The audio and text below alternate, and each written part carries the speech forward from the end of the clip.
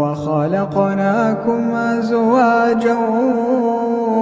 وجعلنا نومكم سباتا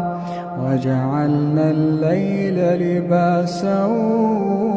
وجعلنا النهار معاشا وبنينا فوقكم سبعا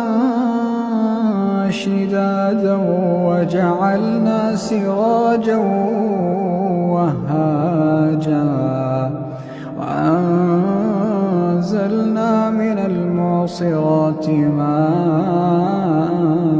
ثجاجا لنخرج به حبا